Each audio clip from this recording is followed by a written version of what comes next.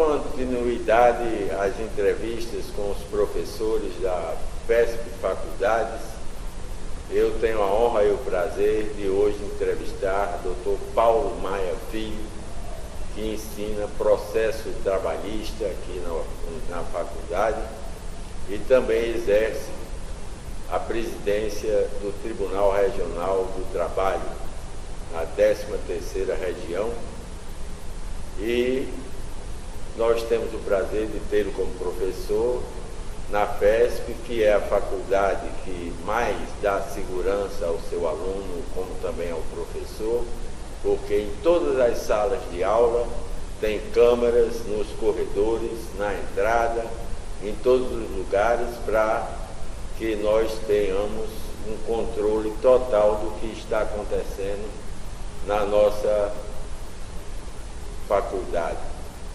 E por isso também é que o Ministério da Educação e Cultura deu à FESP Faculdades, no curso de Direito, a maior graduação aqui na Paraíba, dentre todas as faculdades de Direito, não só as privadas, inclusive a Federal tem um conceito menor do que a FESP. Isso nos orgulha demais e eu vou passar a palavra para que o Dr. Paulo Maia Filho dê suas impressões sobre a FESP Faculdades. Boa noite, Neno. É um prazer estar aqui com você. Eu que vim da Universidade Federal da Paraíba, da Faculdade de Direito, onde eu sou professor desde 89, o concurso, me impressionei muito, porque o primeiro momento aqui na FESP foi como professor de processo civil. Eu acho que eu fui o primeiro professor de processo civil da FESP. E desde o início, Lula e o corpo diretivo da instituição sempre pautaram suas ações para uma política de valorização do corpo docente e de valorização do corpo discente, dos alunos também. Então tem esse lado humano muito importante aqui na FESP. Certo, professor. Então vamos fazer uma apresentação sobre a sua matéria que o senhor ministra hoje, que não é o processo civil, mas sim o processo trabalhista, né? Exatamente. Eu fiz um mestrado nesse período, entre o período em que eu lecionava processo civil e agora o período em que eu leciono processo de trabalho, na Universidade do Estado do Rio de Janeiro. E voltei e a minha dissertação foi mais voltada para o processo do trabalho. O meu mestrado foi em processo, envolve uma parte processo civil, uma parte processo de trabalho. E aí voltei aqui para a disciplina processo do trabalho, que é uma disciplina não só adequada à minha formação profissional paralela, que é a de magistrado de carreira da Justiça do Trabalho, como também adequada à minha formação acadêmica agora, ou título de mestre em Direito Processual. Como um todo, mas com uma dissertação que foi objeto de um livro, inclusive que eu lancei ontem na sede do tribunal, que trata da tutela processual coletiva trabalhista e que, portanto, é um dos temas que eu ensino aqui na FESP, no campo do processo de trabalho. E fale um pouco mais sobre esse livro que o senhor lançou ontem, para que o público saiba da existência mundialmente, porque nós estamos na internet, né?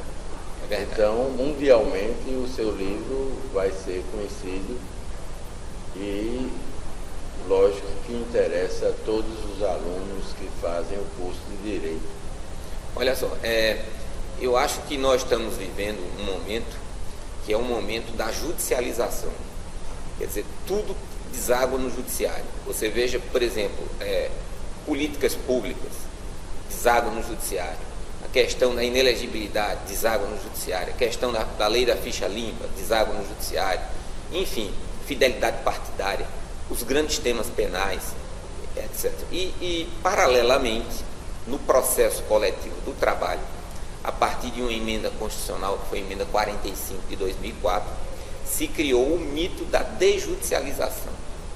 Então, eles aboliram um instrumento processual coletivo, que tinha tradição de 46, com a CLT, e hoje você vê, por exemplo, as greves, inclusive no setor público, sem solução, inclusive porque a negociação coletiva ela está muito fragilizada para o lado dos trabalhadores pela perda da essencialidade do trabalho com a automação. Você tem uma ideia, o que era o sindicato dos bancários há 20 anos atrás e o que é o sindicato dos bancários hoje? Quer dizer, os bancários hoje perderam o poder de pressão pela perda da essencialidade do trabalho. Então, a minha dissertação de mestrado apresenta uma tese nova.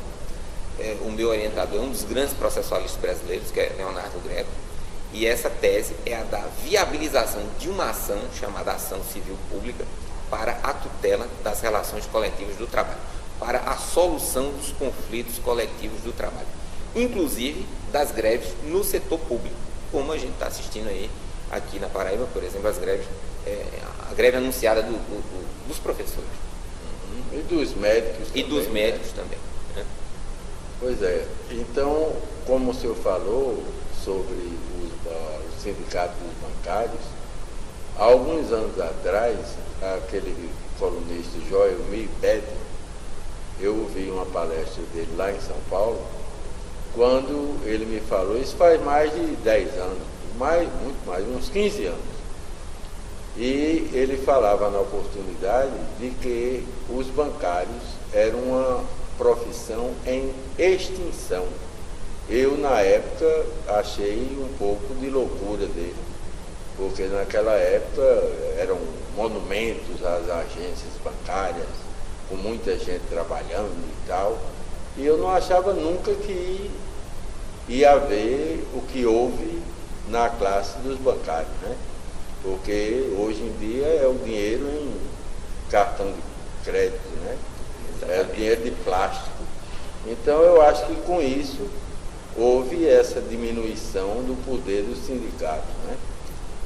Exatamente. E a FESP, ela me proporciona, como professor de processo de trabalho, exatamente a apresentação dessa tese inovadora, fruto de uma pesquisa séria, numa instituição séria como é a Universidade do Estado do Rio de Janeiro, e é exatamente aqui na FESP onde eu estou, no plano acadêmico, lançando essa ideia que tem base jurídica. A base está nesse livro chamado A Ação Civil Pública como Via Alternativa ao Dissídio Coletivo. Ótimo. Muito bem. E o ministro Joaquim Barbosa foi seu mestre? Olha, na verdade, Joaquim Barbosa, ele integra o corpo docente da UERJ, mas na disciplina de Direito Constitucional. Quem foi meu professor no mestrado foi o ministro Fux, que chegou agora no Supremo e é processualista. Na época era ministro do STJ e foi um dos que levou para a sala de aula uma experiência no STJ extremamente interessante das greves no setor público, porque veja que o Supremo retirou da Justiça do Trabalho a competência para julgar as relações de natureza jurídico-administrativa entre a administração e o servidor público. Então, e as greves? Mas a Constituição dá ao servidor público um direito chamado direito de greve, que no Brasil não é enfocado como direito, é sempre enfocado como um direito de guerra, e não um direito fundamental de primeira dimensão, que é o direito que se sobrepõe, inclusive, ao direito daquele que quer trabalhar. Então, Fux chegou com uma situação muito interessante, que era a de uma greve dos advogados da União, e que entraram, a associação deles entrou com uma medida cautelar preparatória de um dissídio coletivo de greve. E ele perguntava em sala de aula como fazer, porque o STJ nunca viu isso. Não há dissídio coletivo fora da Justiça do Trabalho, porque a Constituição só prevê dissídio coletivo para a Justiça do Trabalho. Então são essas as perguntas que a sociedade faz e que eu respondo neste meu livro. Uma outra coisa, professor, é que para todas as matérias do curso de Direito tem o Código Penal, o Código Civil, o Código do Consumidor, e no caso das leis trabalhistas não existe um código, existe a consolidação, não é? Exatamente. Não existe uma necessidade de se formatar, de fazer um código para a Justiça do Trabalho?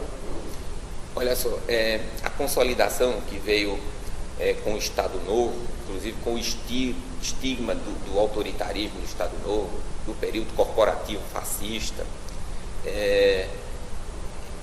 a consolidação ela envolve a matéria do direito do trabalho, que é o direito substantivo, direito material, férias, 13º, aviso prévio, etc., e envolve alguns dispositivos que são da matéria processual, que é a minha matéria. O que seria interessante seria editar um código do trabalho e um código de processo do trabalho. É exemplo que tem, por exemplo, em Portugal. Em Portugal nós temos um código civil, um código de processo civil, um código penal, um código de processo penal, e um código do trabalho e um código de processo do trabalho. Esse seria a solução adequada, na minha opinião. Certíssimo.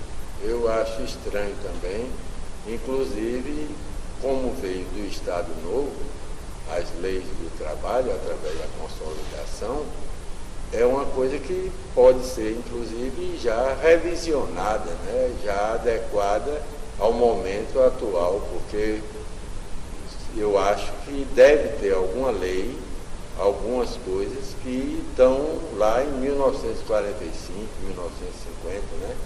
Olha só, isso é uma coisa interessante, porque a eleição de um líder sindical para a presidência da República fez gerar uma enorme expectativa em torno de uma ampla reforma trabalhista, não é?